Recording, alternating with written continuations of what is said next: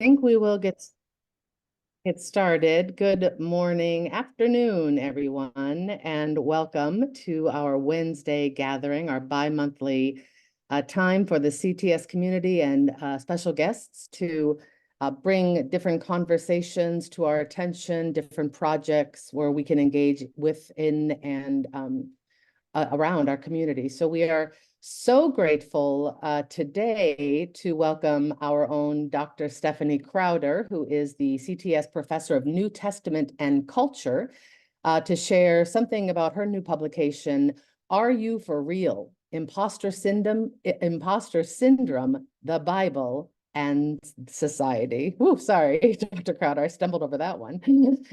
The Bible and Society. We are very grateful to have this discussion with some very special guests today that in a moment, Dean Vogt is going to introduce for us. But before we get there, we do ask that you believe you came in muted, so we keep you on mute until later when there is a Q&A portion where you could certainly unmute yourself at that point and verbalize any questions as you're called upon. We also remind you of the chat feature, and sometimes this is the way folks in our community see each other on a regular basis. So feel free to reach out to use the chat, both for personal messages and also for any observations, questions you want to throw in the chat.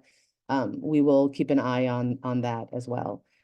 So without any further ado, I would love to introduce my colleague and friend, Dr. Alex John Charles, who will start us off today with our words of gathering, our centering moment before we launch into the day. So Alex, thank you so much for being here. I pass it to you.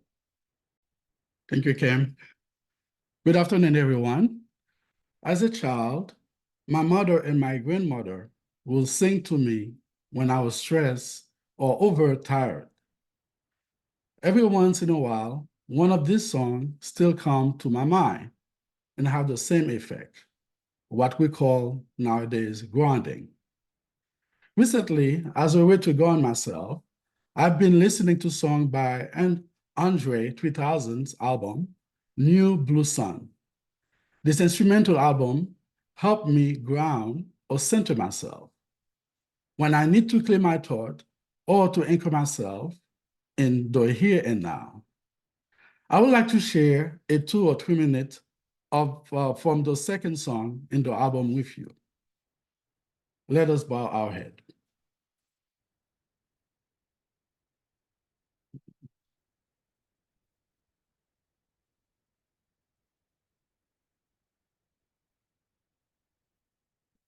Thank you, Entry 3000 for the song, and congratulations, Dr. Crowder.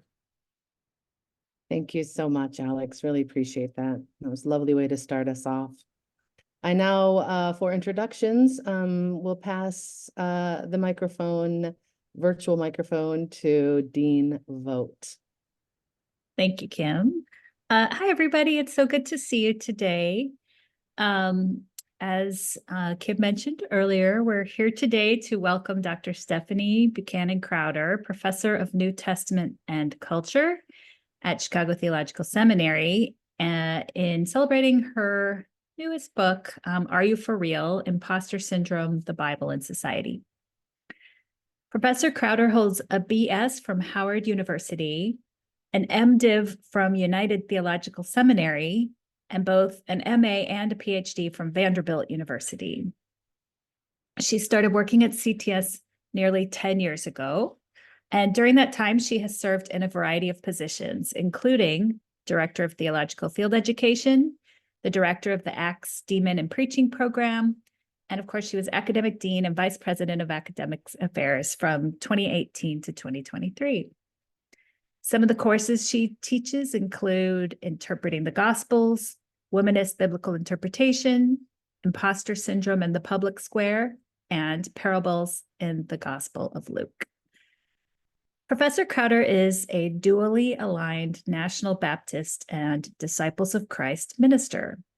Among other things, several other things, she serves as the general board. She serves the general board of the Christian Church, Disciples of Christ, and is on the steering committee for Global Ministries Forum for U.S., Caribbean, and Latin American Theological Educators, Disciples of Christ.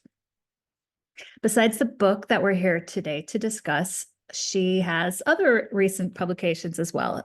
She co-edited with Mary Foskett a volume entitled Remapping Biblical Studies, Committee on Underrepresented Racial and Ethnic Minorities in the Profession at 30. And she recently published an article entitled The Gospel of Luke in True to Our Native Land, an African-American New Testament Commentary, edited by Gay Byron and Emerson Powery. Professor Crowder has been blogging for the Wabash Center and Sojourners and has been extremely active in the work at the annual meetings of the AAR and SBL. We're grateful for Professor Crowder's contributions to CTS and to the wider world, and for her taking the time today to talk to us about her book. But before we turn it over to Dr. Crowder, I'd like to introduce our next speaker, Dr. Reginald Williams, Jr.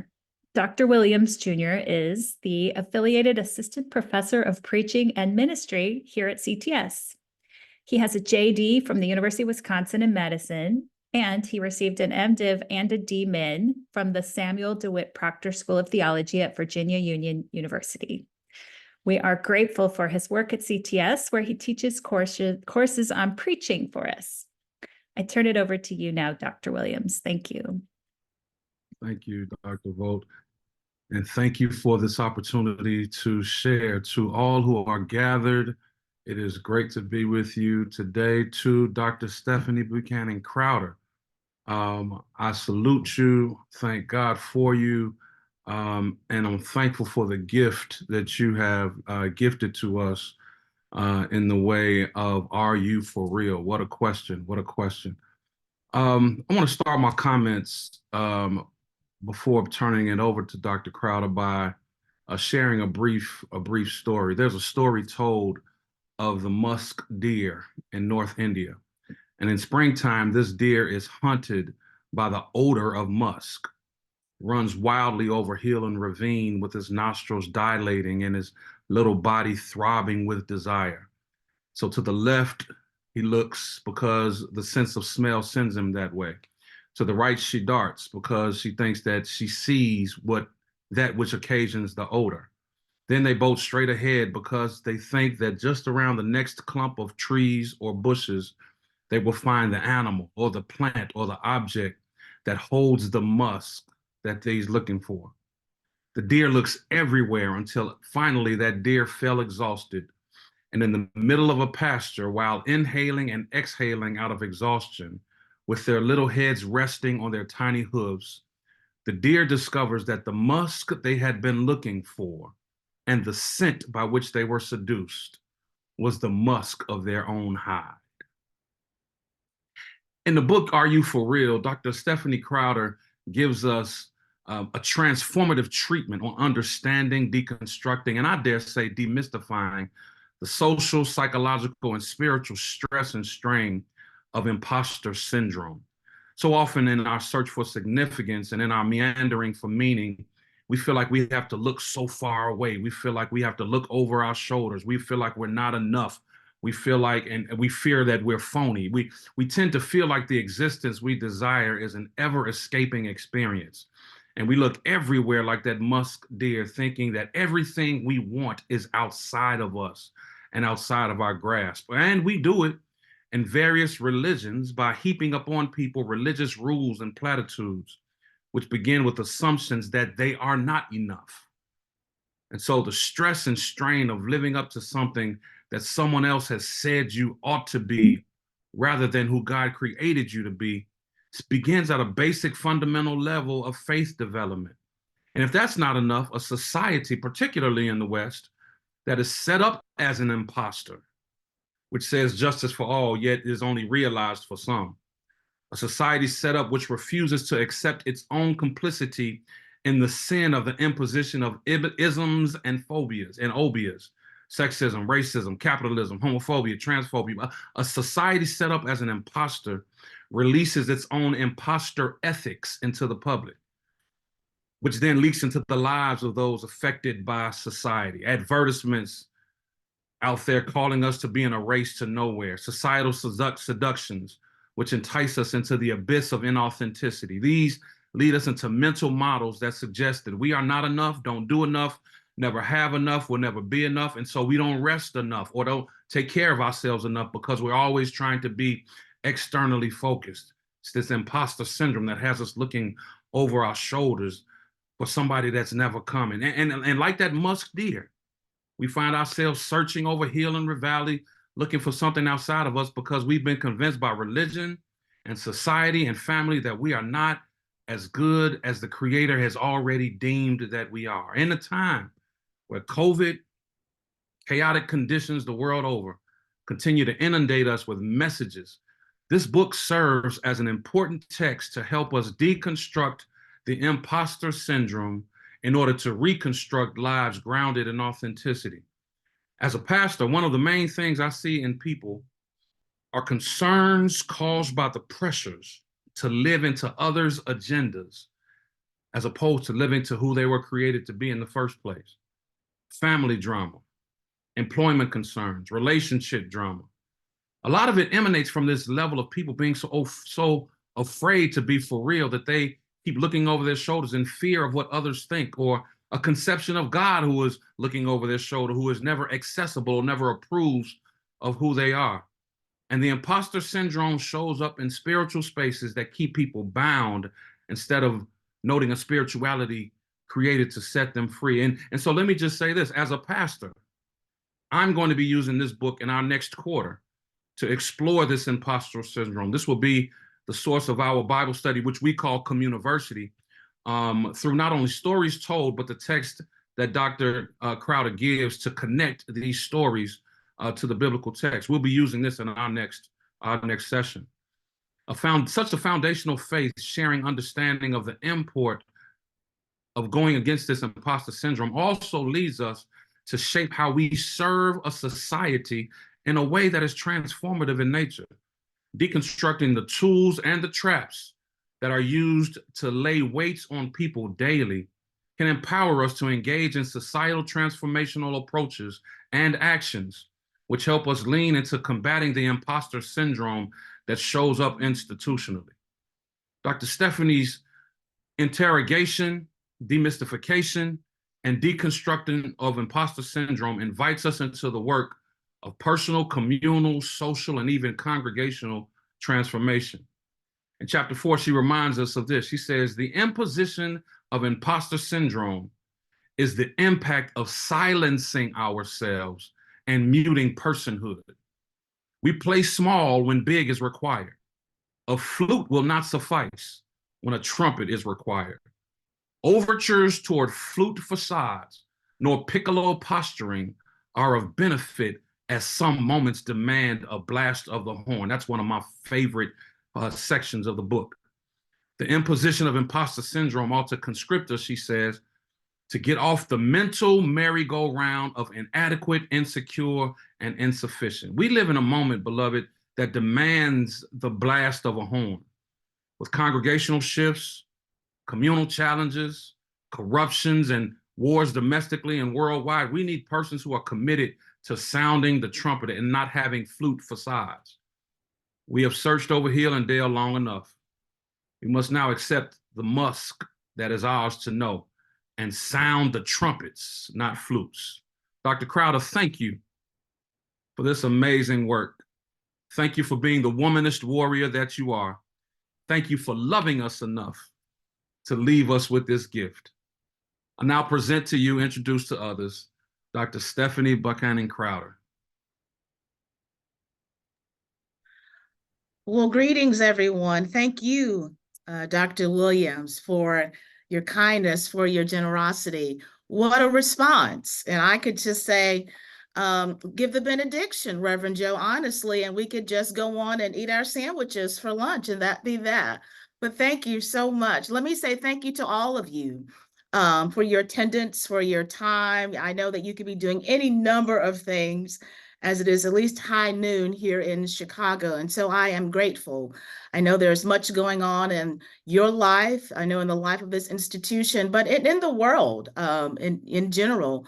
There's the richness that is Ramadan. There's our Lenten March to the Cross, Women's History Month, And Jamie Fluker, it's March Madness. So there's a bouquet of cultural expressions that are indeed happening in our world. And so I am grateful for any number of faculty colleagues, students from my class that I see, trustees that I see as well, and dear friends who are connecting via these tools of technology. Let me thank again Dr. Alex Jean Charles, our Director of Online Learning, who I'm convinced is just a tech genius. And I think that's an understatement. And so let me say, Dr. Jean Charles, Alex, thank you for bringing your A game, if you will. That is Alex and Andre 3000. So thank you so much for the gift of music and for grounding us in this moment. Dr. Reginald Williams, I can't say thank you enough for your words, for your thoughts. Thank you for endorsing my work, and I'm just grateful for the way in which you have been an interlocutor over a number of years. And I just want to give a shameless shout out to his book, right? Moving the Masses. And so make sure that you pick up his book as well. So this is what iron sharpening iron. So get a copy of his book, Moving the Masses, Pillars of Prophetic Preaching. And so again, thank you, Dr. Williams, for your kind words and your thoughts and your analysis of my book. I want to also shout out Reverend Jamie Fluker, who is, I see, joining us. Jamie is a PhD student here at CTS. She's my advisee. She honors me by allowing me to be her advisor. But so much of the research that you see in my book really came through the hands of Jamie Fluker. And so I am grateful for her prowess, for her gifts, for her digging into those archives and finding any number of books and blogs and essays and articles. So thank you, Jamie, for your research. And there's a shout out to her in the book as well. Allow me to introduce my very dear friend, Reverend Joanne Robertson, who you will hear from at the end. We met over 20 years ago, and I'm ever grateful that she indulged me in a last-minute request. And she said, yes, doctor, whatever you need me to do. I'm not sure. I don't think we're ever sure how our paths cross, but somehow divine intersection, the Holy Compass put us together, brought us together. She was graduating from Vanderbilt Div School as I was beginning a program there. And yet here we are. Someone asked, does Reverend Robertson know about CTS's commitments? And I said, well, honey child, Reverend Robertson should be on retainer at CTS because she embodies what it means to walk with people who are affected and infected with HIV, AIDS, and substance abuse and harm reduction. She knows what it means to be a first response to our siblings on the margins, if you will. Reverend Robertson can write a federal, a state, or local grant in her sleep. And so she is a dear colleague, a dear friend. She is my cussing buddy, if you will. And I'm going to tell you this about Reverend Joanne Robertson. She can go toe to toe with you on all things Barbie, Pose, RuPaul, and Drag Race. So there you go. Before we continue our time, I want to do a Cat Williams room check, a Club Shay Shay moment. So, look to your right, look to your left, see if Cat Williams is floating around anywhere. Because, who knows what we could say here could end up being some kind of moment. Cat Williams said, I know some things, I've seen some things. So just look around and check around and see, brown liquor is like truth serum, if you will. So yeah, just want to do a Cat Williams room check. And somebody's like, I don't get it. I don't get it. And so just put in the chat and somebody just inform someone in case they're looking confused and they don't know what we're talking about. But I don't want to prolong our time. I know that our minds can only hold what our seats can endure. And so let's tend to the task at hand. I want to begin with a little show and tell. So I have about 5 slides. That's all, just 5, because I don't want you to go to multitasking and doing something else while I'm talking. But I have 5 slides that I want to share and begin our time to sort of set the stage for our time, if you will. Let me go to this little button here and we'll see where we are. And so I think these slides, they help me and I think they will help us to just really begin to to sort of discern, how it is I even came to this work, what this work means to me. So President Braxton, when Dean Vogt asked me to do this, I've been saying no to everything pretty much all year, because I'm like, I'm not dean anymore. I can say no to some things. I'm going to step back. And so when she first asked me, I said, well, they could actually go to the Beyond the Gatekeepers. We had this wonderful conversation in November with Bishop Flunder and Bishop Brown, but I said that would probably not be a good use of our time to use a Zoom to watch a Facebook Live recording. But it was a wonderful conversation. I'm grateful for the way in which the book is sort of getting some marketing expanse in some other audiences. And so I wanted to share that with you. Also wanting to share, Dean Vogt mentioned that I'm a summa cum laude, let me say. She didn't say, but I'm a summa cum laude graduate of Howard University. So very proud of that. But anyway, I was looking at the Howard magazine just last month, minding my business, and boom, in the back of the Howard University magazine, there's my book that's listed. Don't pay attention to the year that I graduated from Howard. Just know that I still look good. I still look good. But again, very grateful for the way in which the book is getting being published, and the marketing expands and the marketing reach of the work itself. I was listening to a sermon by Otis Moss III in January on John 5. And part of his tag, part of his refrain, Pastor DeVoe, was, pick up your mat of imposter syndrome. And I was like, whoa. So I think there's something in the wind about this topic and about this phenomenon, about this syndrome that's happening. I'll start here or continue here, because I think the next 3 slides really help to set the stage as it relates to how it is that imposter syndrome interacts with so many areas of our existential reality and our being. And so you'll notice this quote from Viola Davis's book, Finding Me. And I double dog dare you to put in the chat the scene where this movie, the scene from this movie. And so if you know where this movie is, put it in the chat. But it was interesting that Viola Davis, when she was talking about auditioning for this movie that she would star in with Meryl Streep, she talks about both of them having this kind of imposter syndrome. And anybody who knows the movie, if you watch the movie, Viola Davis only has about 10 to 15 minutes in this movie, right? But she garners an Oscar nomination. She's so good. So put in the chat where this scene is, and where the title of this movie. It helps us, I think, to get at one aspect of the intersectionality of imposter syndrome. This genius guy, Albert Einstein, so an article in 2005 also had some concern about people looking over his shoulder or finding him out that maybe he wasn't as smart as people thought he was, if you will.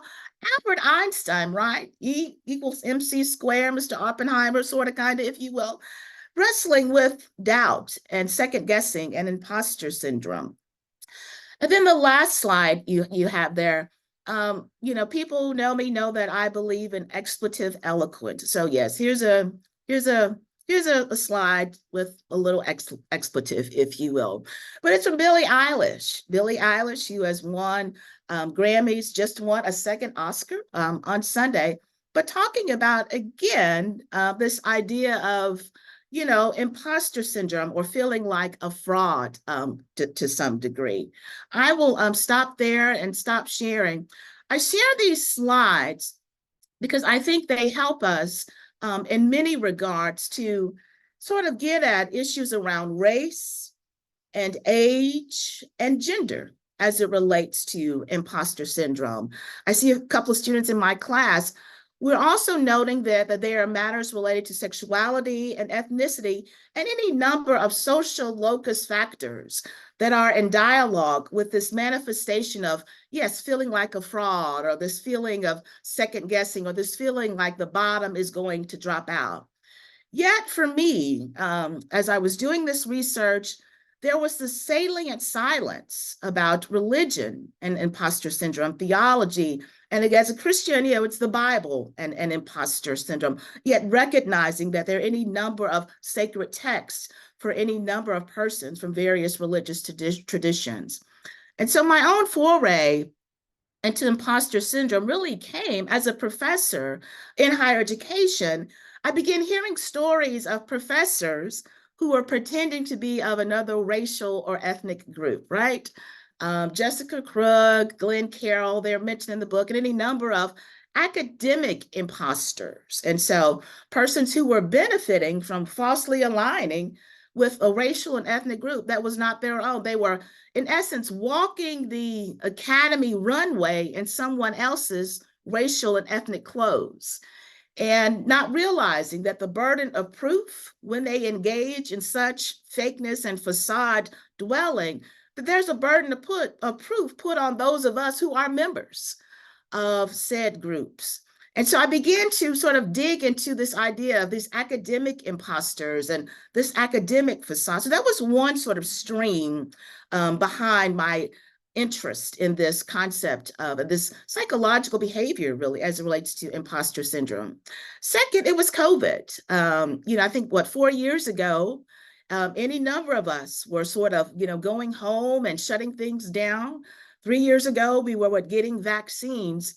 But this whole Zoom fatigue and this Zoom presence, people peering into each other's homes, but that's even before we were able to figure out how to blur things, if you will, and the discomfort around what was our inside private spaces being subject to external and outside gaze and eyes.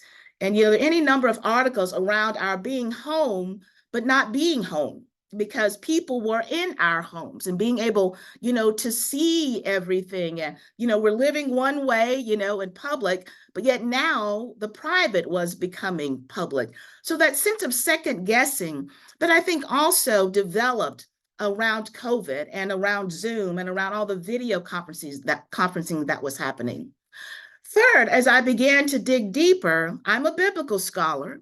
And so this idea of imposter syndrome, imposterism, I said, well, wait a minute. I know a couple of biblical texts related to that. Thinking around Saul in 1 Samuel 15, where, Samuel tells Saul that you are small in your own eyes. You are little to yourself. Here's an opportunity, Samuel, for you to be on this big stage. Saul tells Samuel, here's an opportunity. Samuel tells Saul, here's an opportunity for you to do something big. Yes, for you to blow the trumpet. And yet here you are, Saul, you just want to stick to blowing a flute. Here's an opportunity, Samuel says to Saul, for you to take the high road and to act like Don Staley, but you're around here acting like Kim Mulkey. Oh, I'm sorry. That's another whole conversation. So those are 3 areas. So thinking about what was happening in the academy, what was happening with Zoom, and then also thinking about biblical texts, where Paul even says in 2 Corinthians 6 that we are treated as what? We are treated as imposters, and yet we are true. And so doing some more digging, and thank you again, Jamie Fluker, reading articles, this idea of imposters, facade, the academy, biblical texts, led me to Drs. Pauline Clance and Suzanne Imes in their study in the 1970s. And their study primarily really centering around 150 white women who were in graduate school, but yet they were feeling kind of funky about being in graduate school, that anything that they'd achieved, they had felt that it was really not due to their own kind of academic prowess and giftedness. They felt it was just by accident. And so for over 3 years, you had Drs. Clance and Imes kind of studying these 150 women in groups and in individual contexts and trying to help them to understand what was going on. And so there were issues around family, birth order, college, education, and all kinds of matters. But yet there were some pieces missing, I felt, to what Drs. Clance and Imes were doing. Number one, I said, where's theology? Where's religion? Where's the Bible? That was a gap. There was a fissure for me. And so we're always told that, if you want to read something, maybe you need to write it. And so there's the book, it wasn't there. So I said, well, let's write about it. Number two, I offer a caveat. I am not a psychologist or a psychiatrist. And so I apologize that if I flubbed some things, to psychologists or psychiatrists, but I am curious, right? I have questions, and I know that there was silence as it related to imposter syndrome and biblical studies. They weren't even dating. They weren't even in the room talking. But yet at the same time, I came into conversation with any number of Black women who were the first on any number of levels in any number of spaces. And they were expressing these concerns of doubt, these concerns of facade and dis-ease, if you will. And again, we're also learning that it's just not related to race, but class and gender and sexuality and outsider-insider language as well. And thirdly, what I wanted to do was expand my own research breadth and depth. I wanted to do something new, do something different. I think I do biblical studies well, but I wanted to say, well, let's try something different. You're a full professor and you're 20 or so years into the academy. Let's stretch, let's grow. And so what I then decided to do, I drafted a proposal, sent it to 4 publishers, 2 said yes. And the plan was for fall of 2021, my sabbatical project, this would be my project for fall sabbatical 2021. And in true sabbatical form, the book did not get completed during that time because there were things happening personally and professionally. And I need a Monique sweet baby right about there. But yet here we are, 3 years later, 2 years, 3 years later, 2 years later, the book came out. And I just want to focus on 2 areas of the book. Yes, there are biblical texts from the Hebrew Bible and the Old Testament, and 3 texts from the New Testament. But what I think is significant for me are the questions, the IS questions at the end of each chapter. And so you will note there are individual study and institutional study. I think the institutional piece is also a gap and fissure in the research that Clance and Himes were purporting. And since I didn't get it done in 2021, I got it done in 2023. I'm grateful for that kind of 1.5-year gap, if you will. I've been reading Leslie Jones's book, her autobiography called Leslie Effing Jones. And she says that, she had jokes years before she told them.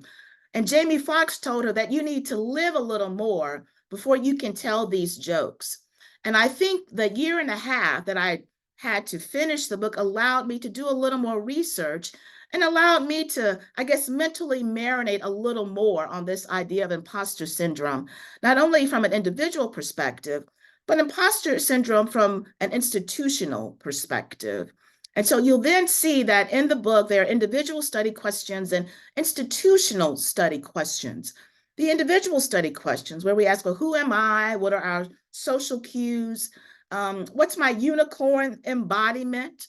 What do I bring into a room that can be promise for some people? What do I bring into a room that can be a predicament or problem for some folk? It allows for identity check, these individual study questions. So thinking about family history and professional path and trajectory, thinking about attitude, not saying that attitude is always a bad thing, but it's disposition, how we show up.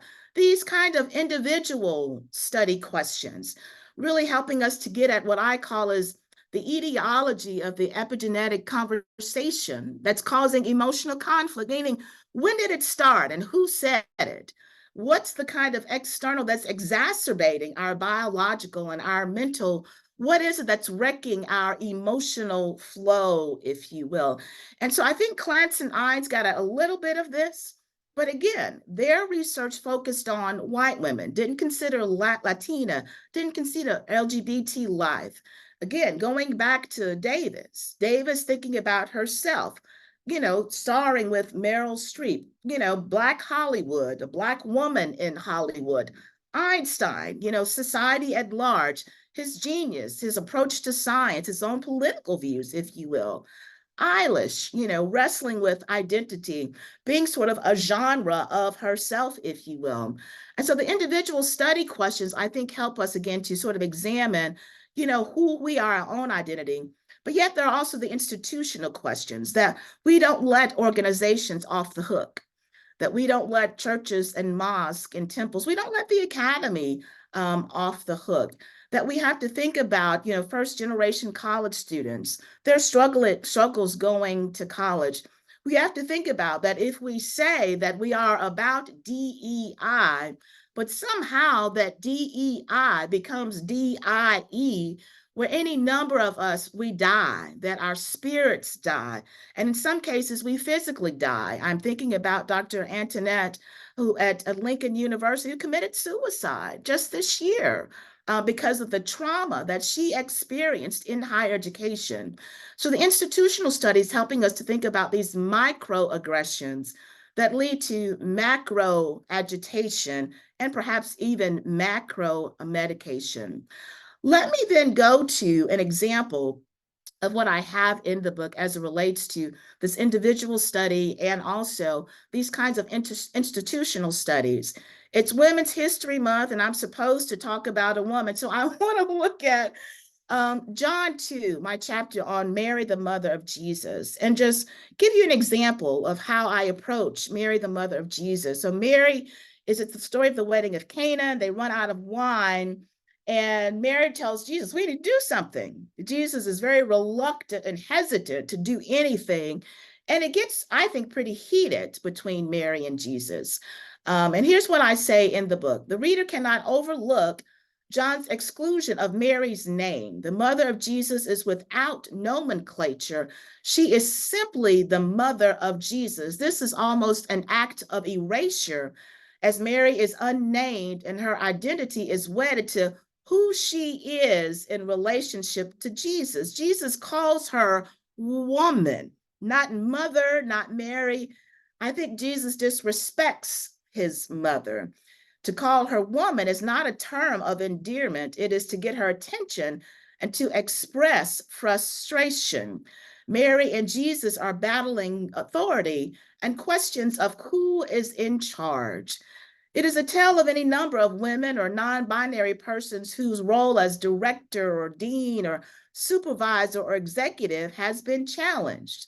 Being called woman perhaps would be a welcome substitute for the racial and gender slurs we've received to our face or via email.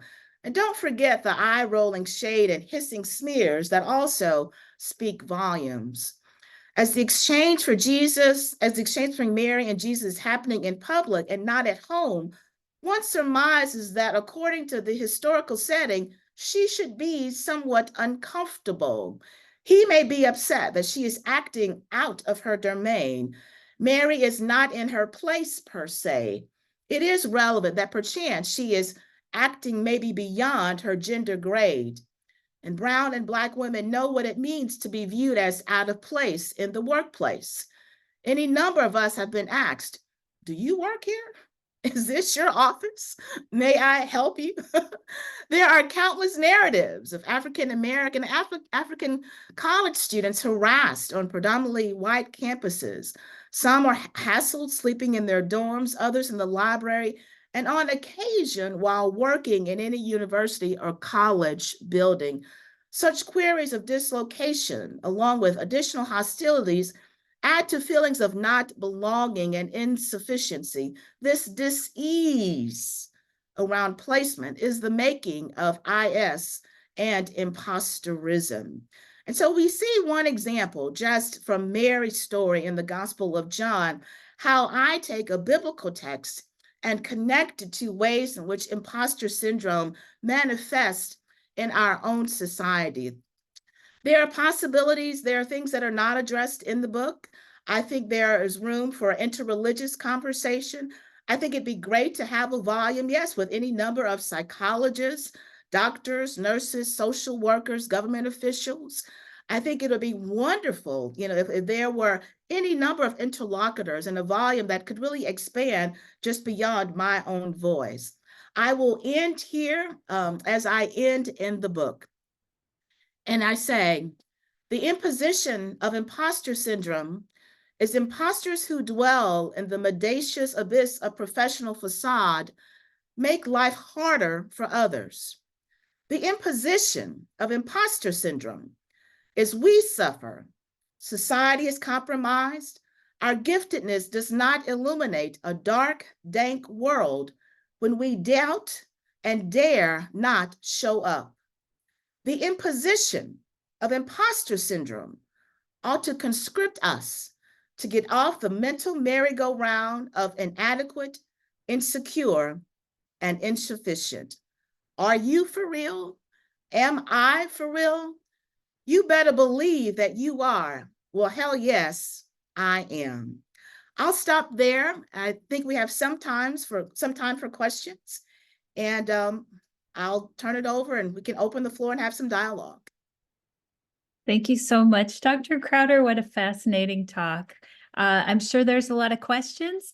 Why don't we have people raise their hands if they want to speak their question, or anyone should feel free to write a question into the chat. We'll read that out loud when we get to have a chance for that. So, but let's just start and just put our hands together, how we do that on the Zoom. And thank you for your talk.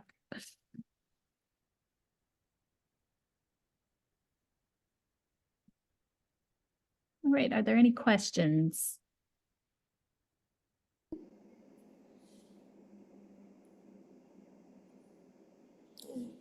I believe Sarah has a question, Emily. Please go right ahead.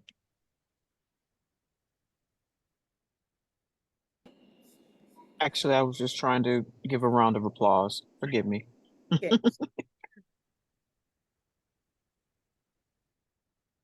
I think that, the irony for me is, and I think Dr. was about to ask a question, and somebody put it in the chat, that the movie Doubt. I just think that's so ironic that here was Viola Davis talking about imposter syndrome, preparing to star in the role of a movie called Doubt.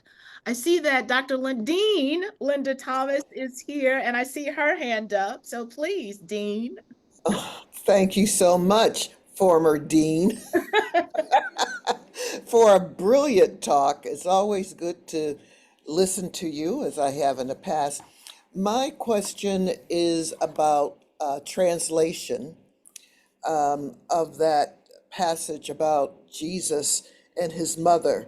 And I don't know Hebrew, didn't take it, but I've always, as an anthropologist, know that language and translation are so important, particularly related to what the intent of the translator was, even in terms of, power, what they were trying to get into people's minds about a particular theology. So I just wanted to raise questions about, you obviously have an inside track because you know Hebrew, or, I don't know if this text is even in Aramaic, but I know there's translation and then there's something else that can make a big difference to how we come to understand the passage. Sure. So I'm looking at the word is gunai. It's Greek. It's where we get our word gynecologist. Mm-hmm. And so I think it's important. There are 5 occasions where John uses the word gunai. Oh, I'm sorry. Yeah. No, woman, no, that's okay. And so the first time is here. If you look at the story of the woman at the well, when John 4, it's used there. It's also used, we're about to get into these 7 last words. And what's one of the words? Woman, behold thy son, and son, behold thy, thy mother. And so it's used there as well. But there are different contexts. And so I think, as when Jesus is talking to the woman at the well, there is this sense of, I think there's a little more compassion, because I think there's a kind of Jesus trying to redeem this woman, because there's, all the talk that she's had these 5 relationships and husbands and, and all of this. And so I think there's a different context. When we get to the end, you have this sense of, Jesus really giving his mother to a disciple, realizing this is going down really bad, this whole cross crucifixion thing, but I leave my mother to your care. And here's a son for whom you can care for. But at the beginning, I think there's a little more hostility, because Jesus doesn't want to have anything to do with this wedding. And I think Mary, being maternal, realizes that this is about honor shame. That if they run out of wine, this is embarrassment. So again, that societal piece, right? That public humiliation piece, right? And so Mary is like, I know who you are, but I also know that you're my child. And so you need to do this. And she even says, you know what, whatever he says, do it, because he's able and he's going to do it. So I think Mary is looking at that. There's a maternal framework for this, Dean Thomas, but I think there's also an honor shame related to the first century dwelling and being. And we can't discount the patriarchal, paternalistic, patrilineal society of the first century, that it is definitely male, male, male, men, men, men rule. And so here is Mary really acting out of sorts in many regards. She's not at home acting like this. She's in the public square facilitating, trying to preclude this bride and groom from having to endure honor shame. So yes, thank you for raising that. Well, I think just one further comment, in that you raised Jesus in another context, when he gives the disciple his mother, and how they have this little tiff at the wedding. It, for me, shows the kind of relationship that is really kind of normal. When mom and son or daughter have a little disagreement, and mama says, you just do what I say. And then at the end, Jesus says, this is my mother. I need you to take care of her. So that's a wonderful kind of contrast, but also how life is, in my opinion. Thank you Classic so family much. dynamics. Yes, absolutely. Yeah. Thank you for the question. Yes. Okay. So my question was about institutional imposter syndrome, and whether you did any kind of analysis of how institutions change their personae over time, or for particular events or things. In what ways did you examine this particular aspect of imposter syndrome? So I think that's such a valid question, Dr. Terrell. Thank you so much. And I'm loving this purple moment. We didn't even plan this. So how wonderful this chromatic synergy is for us. I think I didn't do research on how institutions change. I was more interested in narratives, stories, anecdotal kinds of means in which people were saying that, institutions say they are welcoming, they want DEI, they want these first generation college students, but yet the wanting doesn't always translate into the institutions working through their lack of hospitality. And so I think through the anecdotes and through books like this and through other articles and essays, how do we say that imposter syndrome, the onus, the albatross is not around the individual's neck, but institutions have to be held accountable as well. A Lincoln University has to be held accountable that you had a VP of student services who committed suicide, who had in many regards talked to HR about how her president, this white man boss, was harassing her and bullying her, and nothing was done. And, they invited her. This was her home institution. She was a graduate. And so I think there are ways in which these narratives, unfortunately, Dr. Terrell, that sometimes come at the cost of Black bodies or Latina bodies or bodies of persons of color. And so I think there needs to be some scaffolding around, do institutions really mean this? And what structures and edifices are in place? What sense of care is in place when we invite the first of the first, to be a part of our administration, to be a part of our student body. There's an article that we are reading for in the Palgrave book for my directed study, and it's called Putting the Imp, the IMP, Putting the Imp back in Imposter Syndrome.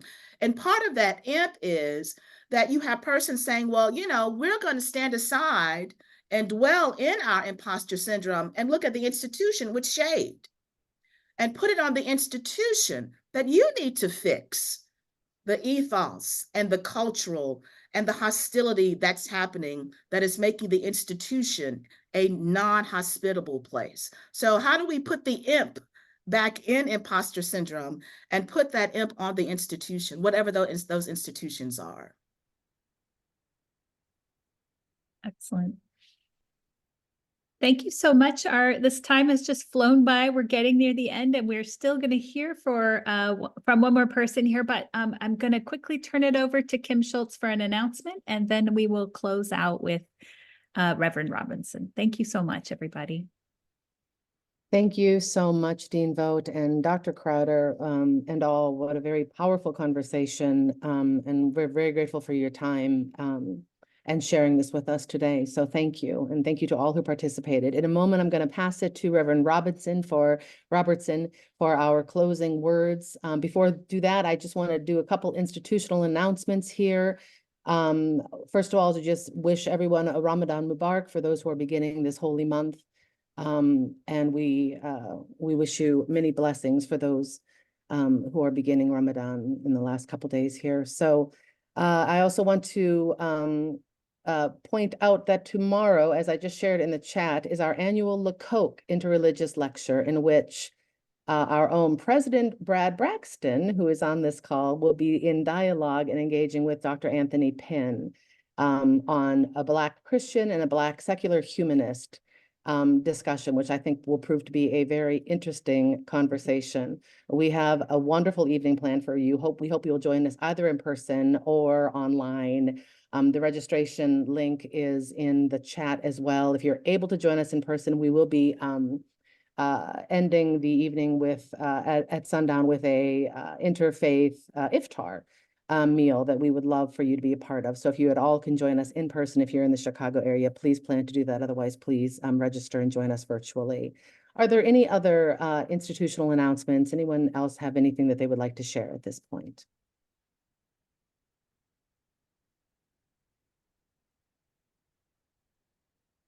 Okay, well, hearing none, then I thank you all so much for your joining us here today.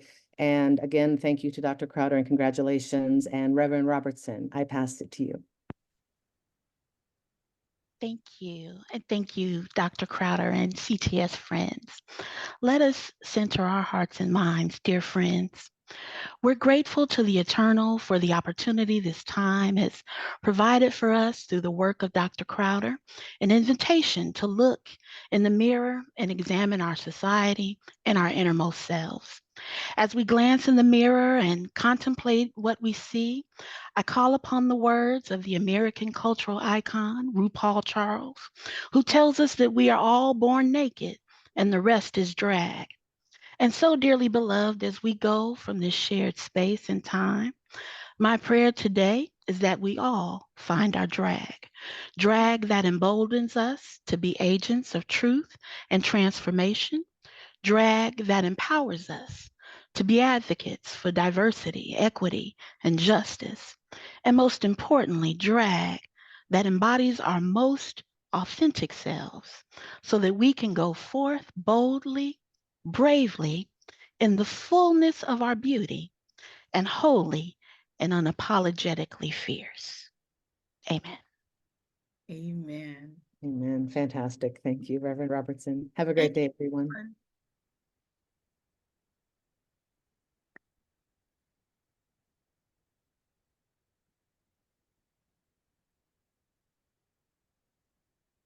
Thank you, Reverend Robinson. Thank you. Thank you, Dr. Williams. Thank you, Dr. Crowder.